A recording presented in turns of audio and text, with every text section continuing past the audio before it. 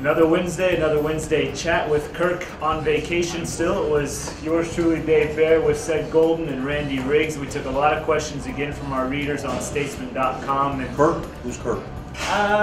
Old guy, works here. Oh, that guy. You're going to have to be a little more. You're going to have to be more specific than an older guy who works here. Yeah, our editor should be George Allen, but that's another story. Took a lot of questions today, but we're going to focus on a lot of questions we took on quarterbacks. We'll start with Riggs. Riggs, you wrote a story last night about backup Connor Brewer transferring. We took some questions about him. Do you see him landing anywhere? What do you think was the reason behind him wanting to leave? Well, for starters, I don't think it was any shock that he left. Everyone was sort of wondering, not so much if it was going to happen, but when. And he was just getting caught in a numbers game, and it looked like he was going to be the odd man out. He was a Brian Harsin guy. Harsin recruited him. I think he'll land on his feet at a pretty good school. I mean, he was recruited by a lot of heavyweights coming out of Arizona. So do you feel this move affects the quarterback depth chart at Texas at all, or is he kind of a non-factor anyway? He was never a factor. And I think the spring game, you see Tyrone Swoops doing what he did in the spring game.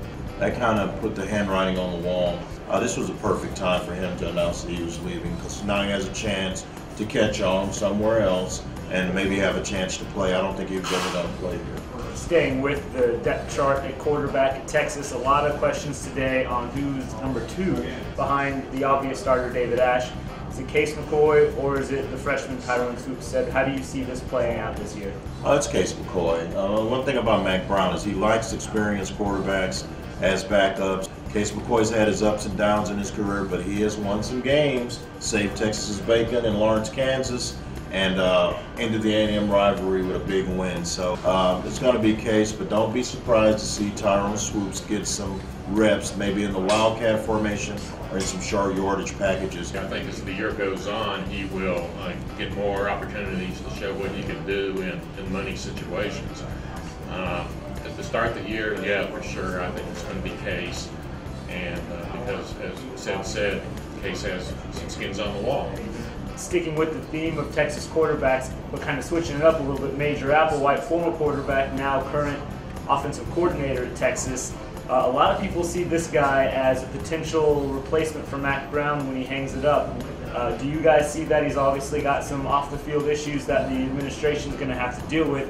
Do you see Major Applewhite as a legitimate successor to Mack Brown when he hangs it up? Major Applewhite is a great football mind, and he's smart, and he's passionate, and he's driven.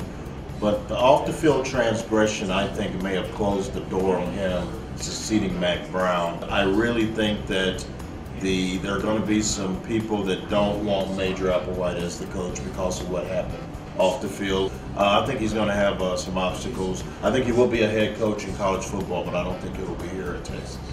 If it is here at Texas, I think it's somewhere on down the road. He may have to go prove himself somewhere else first.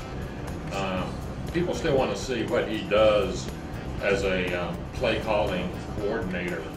It was a quarterback-heavy chat today. One of these weeks we'll get old man Kirk Bowles back on here when he returns from vacation. I don't know, maybe by the time football season comes around. Hopefully by October we'll see Kirk again. Well, either way, we'll be there next Wednesday, 11 a.m. We're always there, statesman.com and mystatesman.com. See you next week.